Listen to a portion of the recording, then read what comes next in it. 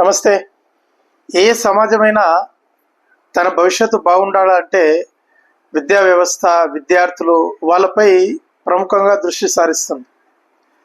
ఆ సమాజం యొక్క భవిష్యత్తు ఆ విద్యార్థుల చేతుల్లో ఉంటుంది. అలాంటిది తెలంగాణ సమాజం. అంటే 2014లో తెలంగాణ ఏర్పడ్డప్పటి నుంచి ఒకసారి మనము తెలంగాణ విద్యార్థి సమాజం, తెలంగాణ విద్యా వ్యవస్థ గురించి మాట్లాడుకోవాలని చూస్తే ఈరోజు ఎంత బాధాకరంగా ఉందంటే, ఈరోజు దేశంలోనే మనం అంటే తెలంగాణ రాష్ట్రం ఏర్పడక ముందుకు మద్యం వినియోగంలో 3, 4, 5 స్థానాలలో ఉండేవాళ్ళం.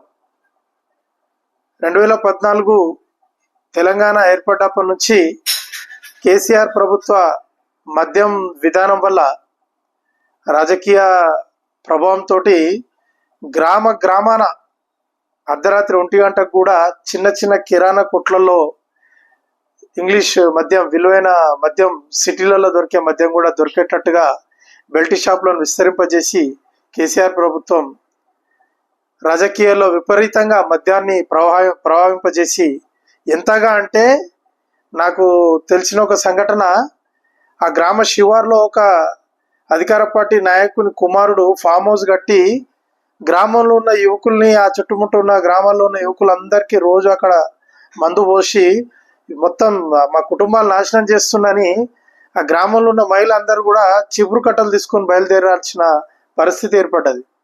అంటే ఆ స్థాయిలో ఆ 10 సంవత్సరాలు మద్యం వినియోగం అనేది ఆ విధంగా ప్రోత్సహించడం జరిగింది. ఈరోజు పరిస్థితి ఏంటంటే, డిగ్రీ చదివే విద్యార్థులు, బీటెక్ చదివే విద్యార్థులు బార్లలో కూర్చొని మందు తాగుతున్నారు. 12 గంటలకు మిట్ట మధ్యాహ్నం 12, 1 గంటలకు వెంచర్లలో, ఖాళీ ప్లాట్లలో కూర్చొని మందు తాగుతున్నారు.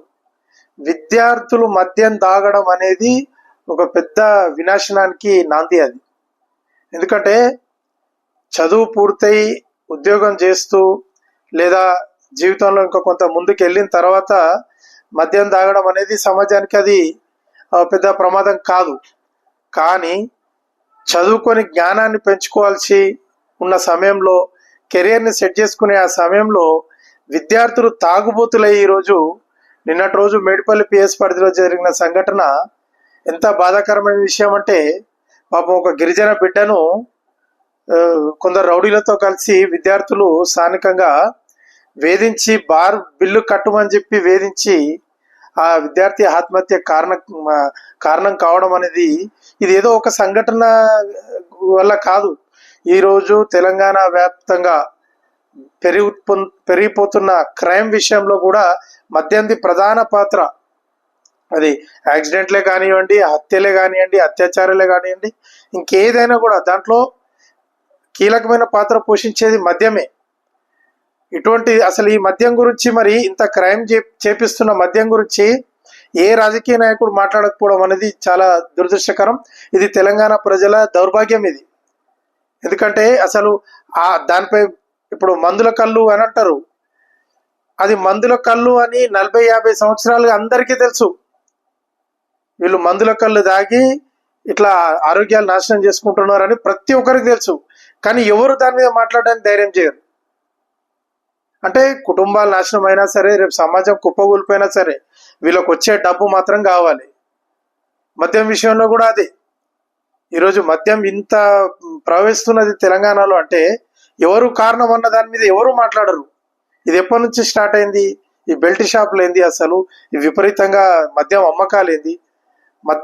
మద్యాన్ని నియంత్రించాల్సిన కనీస బాధ్యత ప్రభుత్వాలకు లేదా? ఈ విధంగా సమాజం నాశనం కావాల్సిందేనా? వీళ్ళు కొన్ని రోజులు అధికారంలో ఉండడం కోసం మద్యాన్ని ప్రజలకు పోసి వీళ్ళు కుటుంబాలు ఈ విధంగా నాశనం చేస్తూనే ఉంటారా? ఈరోజు ప్రతి గ్రామంలో కూడా అతి చిన్న వయసులో విడోలు అవుతున్నారు, భర్తలను కోల్పోతున్న మహిళలు ఉన్నారు. వాళ్ళని చూస్తే సిగ్గు అనిపిస్తలేదా ఈ రాజకీయ నాయకులకు? కొన్ని గ్రామాల్లో అయితే ప్రతి నెల ఒక యువకుడు చనిపోతున్నాడు. మీరు కావాలంటే మీ గ్రామాల్లో డాటా తీయండి. గత 10 సంవత్సరాలుగా ఎంతమంది మద్యం వల్ల అనారోగ్యాల పాలై చనిపోయారు. ఈరోజు వాళ్ళ కుటుంబాల పరిస్థితి ఏంది?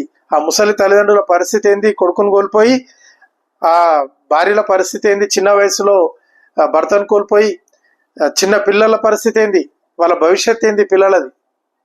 కాబట్టి తెలంగాణ రాజకీయ నాయకులు దయచేసి మద్యం ప్రవాహం గురించి మాట్లాడాలి. దేశంలో నెంబర్ 1గా ఉన్నాం మనం ఈరోజు మద్యం తాగడంలో. ఎంత సిగ్గుచేటైన విషయం. ప్రతి రాజకీయ నాయకుడు మాట్లాడాలి, సామాజిక కార్యకర్తలు మాట్లాడాలి. దయచేసి తెలంగాణలో ఈ మద్యం ప్రవాహాన్ని ఆపి విద్యార్థుల్ని ముఖ్యంగా ఈ మద్యం నుంచి మనం కాపాడాల్సిన బాధ్యత మనది. లేదంటే మాత్రం తెలంగాణకి ఇంకా భవిష్యత్తు లేదు. ఎందుకంటే విద్యార్థి సమాజం నాశనం అయిపోతే ఏ సమాజమైనా నాశనం అయిపోతుంది. నా ఈ వీడియో మీకు నచ్చినట్లయితే లైక్ చేయండి, షేర్ చేయండి, నా ఛానల్ సబ్స్క్రైబ్ చేసుకోండి. జై హింద్.